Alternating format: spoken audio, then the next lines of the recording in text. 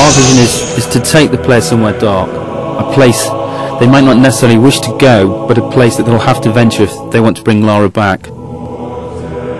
This world is from the imagination, but based in reality.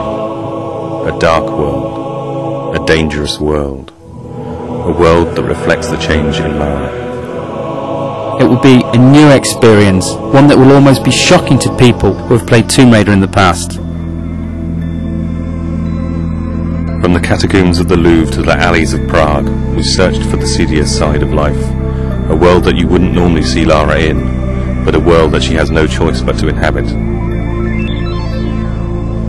Like her audience, like the game's consoles themselves, Lara has grown up. Her experiences in Tomb Raider 4 have forced her to question herself. This game will ask more questions of her. For the first time, Lara will have a moral choice to make. It's no longer a clear-cut case of good versus evil. This is a more complex tale which will ask more complex questions of the player. The player controls how the story develops much more than in previous Tomb Raiders. Basically, when Lara talks to a character, the player can also choose whether Lara is nice, nasty, or dismissive to another character.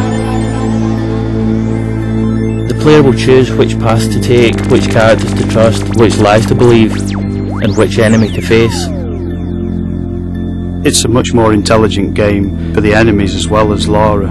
The PlayStation 2's got much more power to process enemies doing much more complicated things. The enemies in the game have evolved. They will work together. Notice when another enemy is killed and react accordingly. These enemies will pursue Lara. They will not stop. They have not stopped in 600 years. This story is very much on an epic scale, from 14th century alchemists to serial killers in modern day France. To create something on this scale, it was necessary to take the ideas and production values from the film industry, in the way they research the subjects, the backstory they create for their characters, and the depth of the visuals. Some may see elements of various filmmakers, such as Luc Besson, David Fincher. Some may see elements of various artists, Grunwald, Bosch.